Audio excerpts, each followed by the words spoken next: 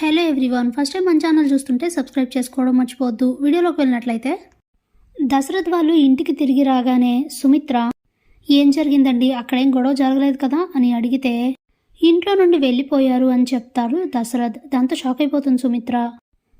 అదేంటి, అలా ఎలా జరిగింది, మీరెందుకు వాళ్ళని వెళ్ళనిచ్చారు, అసలు ఇంట్లోంచి వెళ్ళిపోవడం ఏంటి అని అడిగితే అదంతా దీప వల్లే జరిగింది, దీపే బావని పూర్తిగా మార్చేసింది, అందుకే ఇదంతా జరిగింది అని జ్యోత్స్న అంటే ఇక చాలా కోపంతో లాగిపెట్టి జ్యోత్స్నను ఒకటి కొడుతుంది సుమిత్ర. ఇదంతా నీ వల్లనే, అనవసరంగా లేనిపోని గొడవలన్నీ తలెత్తింది నీ వల్లనే, నీకు దీపం మీద ఉన్న కోపాన్ని అనవసరంగా మీ తాతగారికి కూడా అదే రుద్ది తీసుకెళ్ళి గొడవ చేశావు, ఇదంతా నీ వల్లనే జరిగింది అని అంటే అప్పుడే పారిజాతం చెయ్యాల్సిందంతా ఆ దీప చేస్తుంటే భార్య మాటలు విని కార్తీక్ తన పేరు మీద రెస్టారెంట్ పెట్టాలని అనుకుంటుంటే దానికి మీ మామయ్య గారు వెళ్ళి అడిగితే దానికి నువ్వు నా మనవరాల మీద చెయ్యేందుకు చేసుకుంటున్నావు అని అడుగుతుంది. అసలు మీ వల్లనే ఇది ఇలా తయారైంది అత్తయ్య, వయసులో పెద్దవారు కాబట్టి ఏమీ అనకుండా వదిలేస్తున్నాను, మీరే నా కూతుర్ని ఇలా తయారు చేశారు, దీనివల్లనే ఇన్ని అనర్థాలు జరుగుతున్నాయి అంటూ చాలా మండిపడిపోతూ ఉంటుంది. అప్పుడే దశరథ్ సుమిత్ర దగ్గరకు వచ్చి జరగాల్సిందంతా జరిగిపోయిన తర్వాత ఇప్పుడు అనవసరంగా ఎంత కోప్పడు మాత్రం ఏం ఉపయోగం, బాధపడ్డం తప్ప ఇప్పుడు మనం ఏం చేయలేం, వదిలే సుమిత్ర అని చెప్పి ఇక సుమిత్రను తీసుకొని లోపలికి వెళ్ళిపోతాడు దశరథ్. ఇది ఇలా ఉండగా ఇంట్లో నుండి శివనారాయణ తన గదిలో అటు ఇటు తిరుగుతూ కార్తీక్ విసిరిన సవాల్ని గుర్తు చేసుకుని ఎట్టి పరిస్థితుల్లో వాడిని గెలవనివ్వకూడదు అంటే ఏం చెయ్యాలి అని ఆలోచించి ఓ మాస్టర్ ప్లాన్ అయితే వేసుకుంటారు. ఇక ఇంటి నుండి బయటికి వెళ్ళి ఓ చోట కారు ఆపి వెంటనే జ్యోత్స్నకి ఫోన్ చేసి బయటికి రమ్మని చెప్తారు. ఇక శివనారాయణ చెప్పిన ప్లేస్కి వస్తుంది జ్యోత్స్న. ఏంటి తాత ఏమైంది అని అడిగితే నువ్వు మీ తాత ఆనందం కోరుకుంటున్నావా లేదంటే ఓటమిని కోరుకుంటున్నావా అని అడిగితే తాత ఎప్పుడు నువ్వు ఎవరి ముందు తగ్గకూడదు, ఓడిపోకూడదని అనుకుంటాను, ఇప్పుడు ఎందుకలా అడుగుతున్నావు అని అడిగితే ఉదయం కార్తీక్ నాతో విసిరిన సవాల్ విన్నావు కదా, ఆ సవాల్లో నేను ఓడిపోకూడదని నువ్వు అనుకుంటే నా కోసం ఒక పని చేయాలి అని చెప్తారు. అప్పుడే జ్యోత్స్న తన మనసులో నీకే కాదు తాత, నాకు కావాల్సింది కూడా అదే, ఎట్టి పరిస్థితుల్లో బావ గెలవకూడదు, ఆ దీప పేరు మీద రెస్టారెంట్ పెట్టకూడదు అని అనుకుంటూ ఏం చేయమంటావో చెప్పు తాత అని చెప్తే ఇక మంచి మాస్టర్ ప్లాన్ అయితే చెప్తారు జ్యోత్స్నకి. ఇక శివనారాయణ ప్లాన్ జ్యోత్స్నకు కూడా బాగా నచ్చుతుంది. వెంటనే ఇంప్లిమెంట్ చేయాలనుకుని ఇంటికైతే వెళ్ళిపోతుంది జ్యోత్స్న.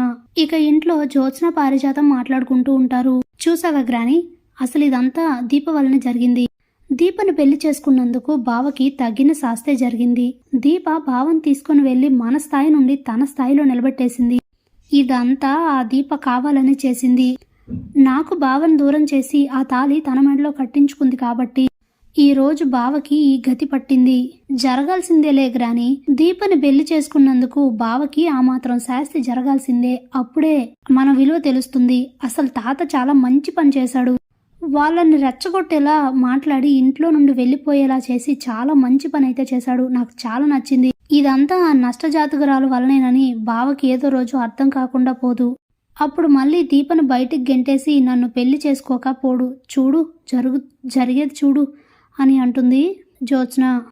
ఇంతలోనే సుమిత్ర అక్కడికి వచ్చి జ్యోత్స్న అంటూ అరుస్తూ వీళ్ళ దగ్గరకు వస్తుంది.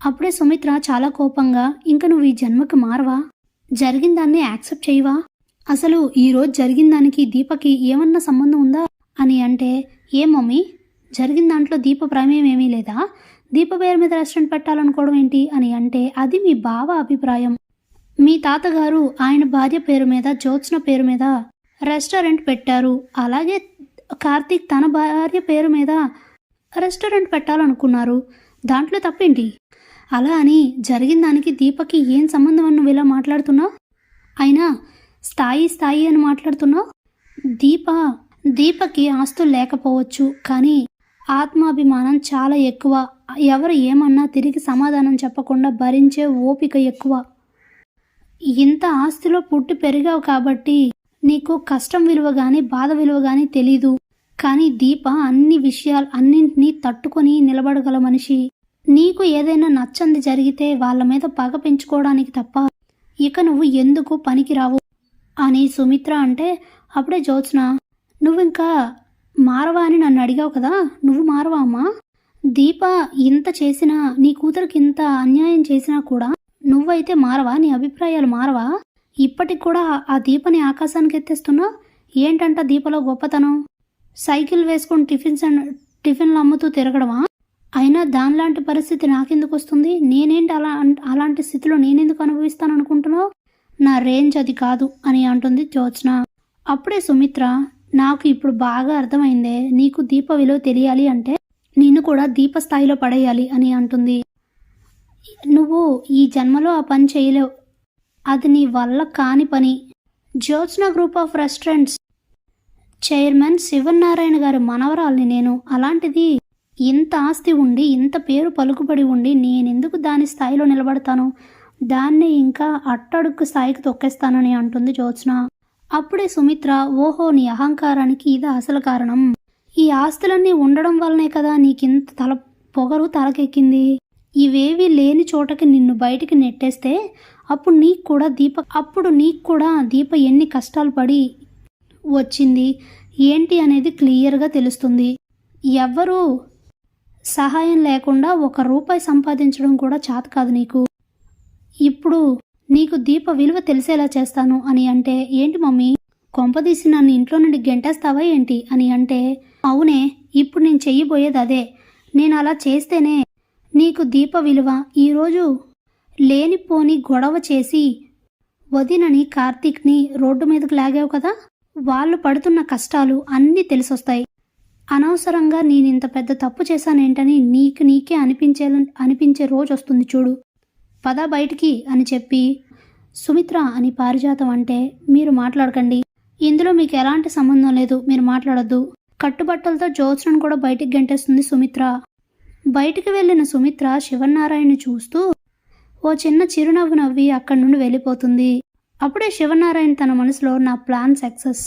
జ్యోత్స్నని నీ చేతులతో నువ్వే బయటికి గెంటేయడం నాకు కావాలనే ఇదంతా నేను ప్లాన్ చేశాను. నా మనవరాలు బాగానే ఇంప్లిమెంట్ చేసింది. ఇప్పుడు జ్యోత్స్న వెళ్ళి ఆ కార్తీక్ వాళ్ళ దగ్గర చేరి వాడు చేసే ప్రతి ప్లాన్ నాకు వచ్చి చెప్తుంటే నేను చెడగొడుతూ ఉంటాను. అప్పుడు నువ్వు ఎలా సంవత్సరంలో ఎదుగుతావో నేను చూస్తాను అని అనుకుంటూ హ్యాపీగా ఫీల్ అవుతూ ఉంటారు శివనారాయణ. Thanks for watching.